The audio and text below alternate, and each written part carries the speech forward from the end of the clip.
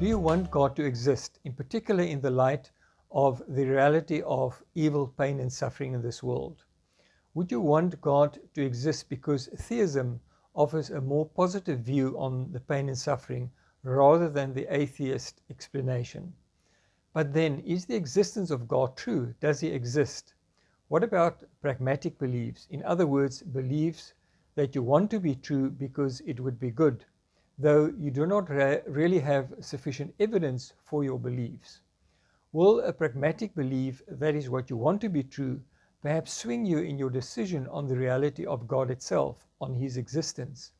So what is more desirable, the theistic or the atheistic view of evil, pain, and suffering? And what is true?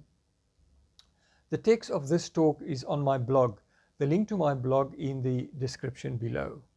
Welcome to my YouTube channel Talk and the 11th talk in the series A Time to Think. I'm Theist, a plastic and reconstructive surgeon with a zeal for God, a zeal for truth, and why it is rational to believe. You might also be interested to know that we are planning a live discussion on the YouTube channel of an atheist deconverted man for December 13th. He will be asking me about my reasons for trusting God and how I live out my life every day in this trust. I will post a link to this channel in the description below. So back to the talk. We will consider three related questions in an attempt to answer the question, do we want God to exist? With an emphasis on the third question relevant to the existence of evil and suffering. So the first question is the ontological question, does God exist? Ontology just meaning and referring to the nature of being.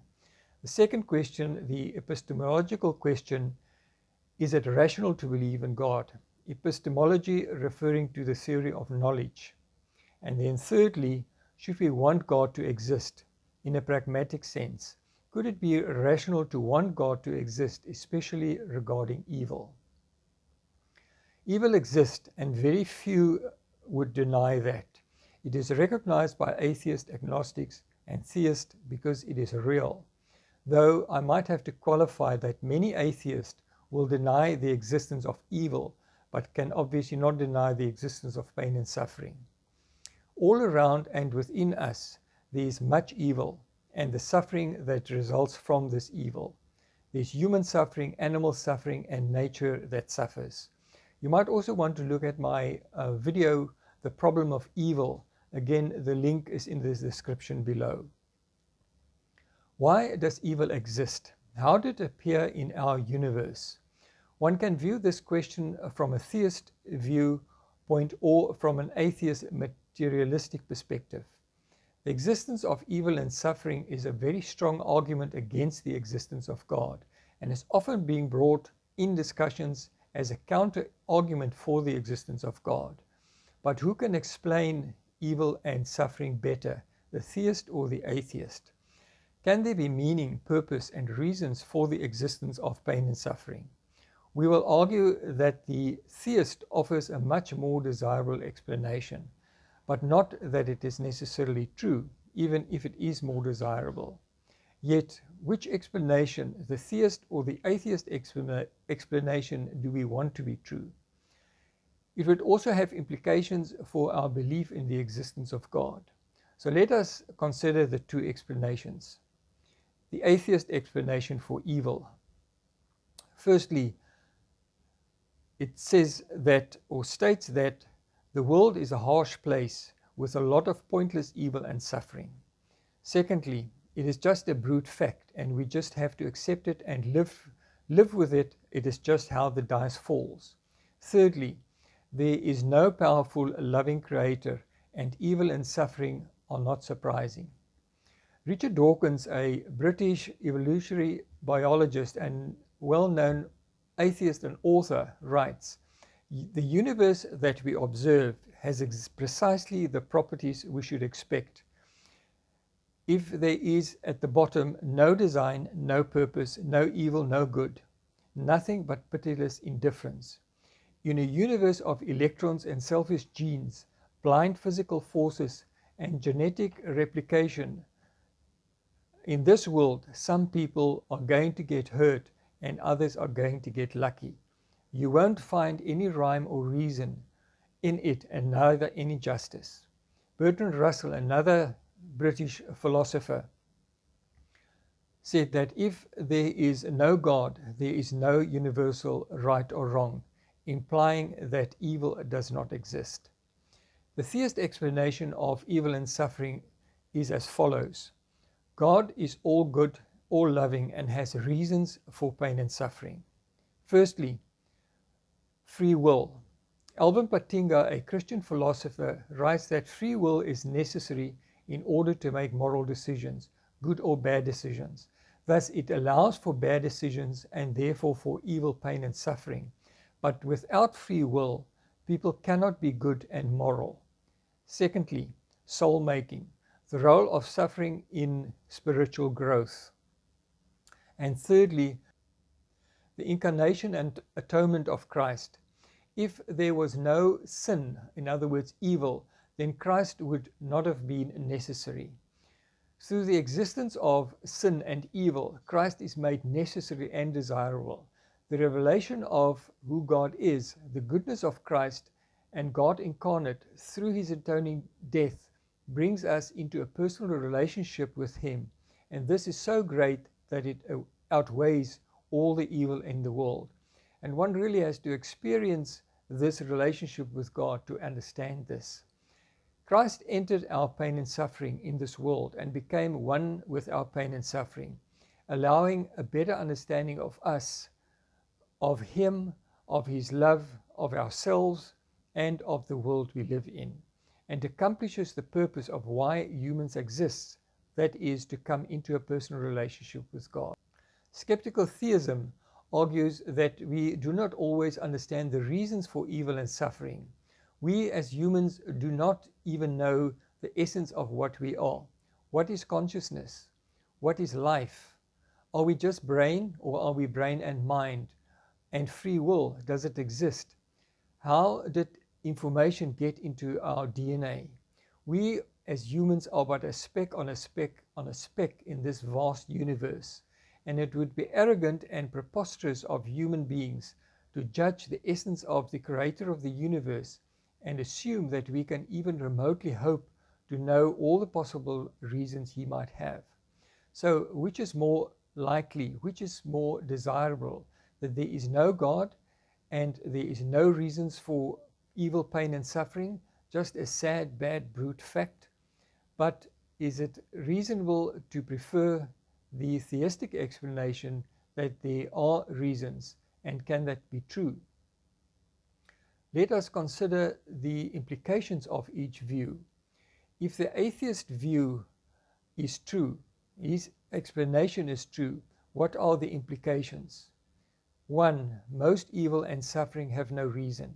Secondly, most evil is gratuitous, in other words, just pointless. 3. Many injustices will never be rectified. There will be no final judgment of people for the wrong they did, for the suffering they caused. This is really a very pessimistic picture.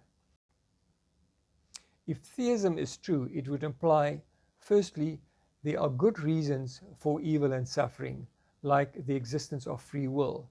Secondly, there are less and probably no gratuitous or pointless evil. Thirdly, there will be ultimate justice. People will ultimately be held accountable for all the pain and suffering they caused, for their evil deeds. They will not get away with it. Therefore, it would seem that the theistic explanation is more desirable, but is it true or just wishful thinking? People almost invariably arrive at their beliefs not on the basis of proof, but on the basis of what they find attractive. This is a quote from Blaise Pascal. What arguments and evidence are stronger, that God exists or that he does not exist? Does the evidence for the existence or not of God balance out between the two possibilities? Let us consider the rationality of a pragmatic belief. In other words, practical belief or useful belief, or a belief aimed at the good because we want it to be true. For example, believing in free will, or one will be depressed if it is true that free will is just an illusion as described by Sam Harris, Atheist. Pragmatic belief is, in a sense, belief without good conclusive evidence. Consider the pragmatic belief that there is no God because I do not want God to be true, but lack enough evidence to know that he does not exist, or vice versa. Pragmatic belief can be irrational, but not always. One can have a pragmatic belief in God because you want him to be true, then irrational in this sense, but also have some good evidence and arguments and testimony of friends' changed lives that support your pragmatic belief that God exists, then it is more rational. When the evidence does not tell us what to believe, pragmatic reasons can influence us to decide what to believe. Consider two jurors in a court with the same evidence, but it's not a clear case, rather a complex case. One juror sees the person as guilty and the other sees him as not guilty. Two different conclusions on the same evidence in a challenging case where the evidence is inconclusive. So there are two possibilities where a pragmatic belief might swing you because you want it to be true. Firstly, I want God to be true and the evidence is good enough for me to pursue this route. Or secondly, I do not want God to be true and the evidence is not good enough for me to accept God's existence. That is when both have the same but inconclusive evidence. Under these circumstances, it is particularly important to seek unbiased evidence and pursue the truth in all sincerity and not what you want to believe.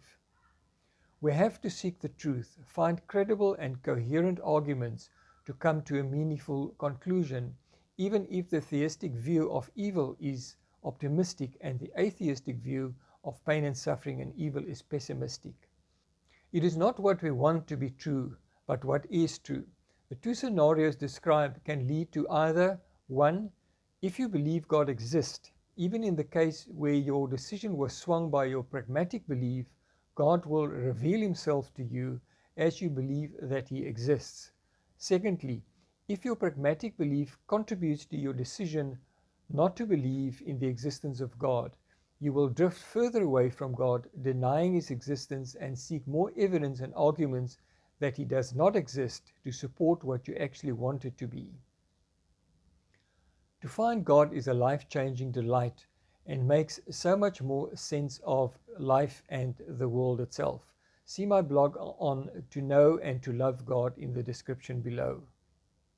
Thus, it would be more desirable if evil and suffering have good reasons that we can understand, but this is only true if theism is true.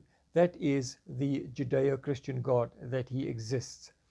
The atheistic viewpoint and explanation of evil and suffering is bleak and pessimistic. So have good reasons and arguments and evidence why you believe God exists or why you believe he does not exist. For the atheist to claim that he just lacks a belief in the existence of God is a sad and lazy statement, and no reason to reject the existence of God if one does not have good arguments. Recognition for many of these thoughts, Dr. Liz Jackson, Assistant Professor in Philosophy at Ryerson University. The link to her talk is in the description below. If you found what was argued here useful, please give it a thumbs up and hit that subscribe button. Share it with your friends and family and also on your social media. This will be of a huge help to spread the message of why it is rational to believe in God. The facts that parents, children, students, and people wondering about the reality of God should know and perhaps find helpful. Thank you.